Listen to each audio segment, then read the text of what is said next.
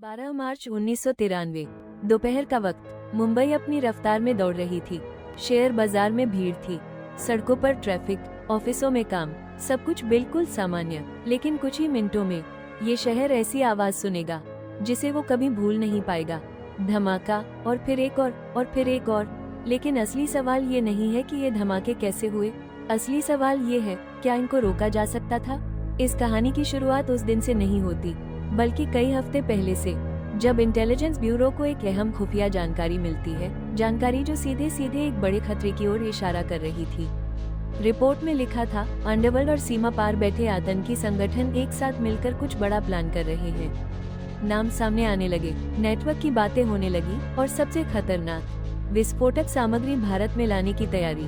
मुंबई, जो सिर्फ एक शहर नहीं बल्कि देश की आर्थिक धड़कन है, अगर यहाँ कुछ होता है तो उसका असर पूरे देश पर पड़ता है। खुफिया इनपुट्स में ये भी इशारा था कि समुद्र के रास्ते कुछ संदिग्ध गतिविधियां चल रही हैं। कुछ लोगों की हलचल अचानक बढ़ गई थी, लेकिन इन टुकड़ों को जोड़ने वाला कोई नहीं था। जनवरी और फरवरी 1993 कई छोटे छोटे संकेत सामने आए। कहीं कस्टम अधिकारियों को शक हुआ, कहीं लोकल पुलिस को कुछ अजीब लगा, लेकिन हर बार ये जानकारी अलग अलग फाइलों में बंद हो गई। कोई एक तस्वीर नहीं बन पाई, और शायद यही सबसे बड़ी चूक थी।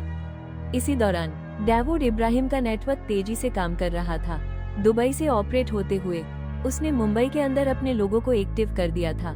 RDX भारत में पहुंच चुका था। हथियार सुरक्षित ठिकानों पर रखे जा चुके थे, लेकिन सिस्टम अब भी सो रहा था। क्या ये जानकारी कम थी, या फिर उसे समझने में गलती हुई? कुछ रिपोर्ट्स बताती हैं कि चेतावनियां थी, लेकिन उनमें स्पष्टता नहीं थी। कुछ में खतरे का जिक्र था, लेकिन समय और जगह तय नहीं थी, और यही अनिश्चितता लापरवाही में बदल गई। 12 मार्च 1993 दोपहर 1:30 बजे के आसपास पहला धमाका बॉम्बे स्टॉक एक्सचेंज के पास। फिर कुछ ही मिनटों में एयर इंडिया बिल्डिंग, जावेरी बाजार, होटल, पेट्रोल पंप, एक के बाद एक 12 धमाके। पूरा शहर हिल गया। 250 से ज्यादा लोग मारे गए, सैकड़ों घायल, और हजारों जिंदगियां हमेशा के लिए बदल गईं। लेकिन जैसे जैसे जांच आगे बढ़ी, एक खौफनाक सच सामने आने लगा। ये हमला अचानक नहीं था, इसके धागे पहले से मौजूद थे। खुफिया एजेंसियों को संकेत मिल चुके थे, लेकिन उन्हें जोड़ने वाला सिस्टम कहीं ना कहीं फेल हो गया।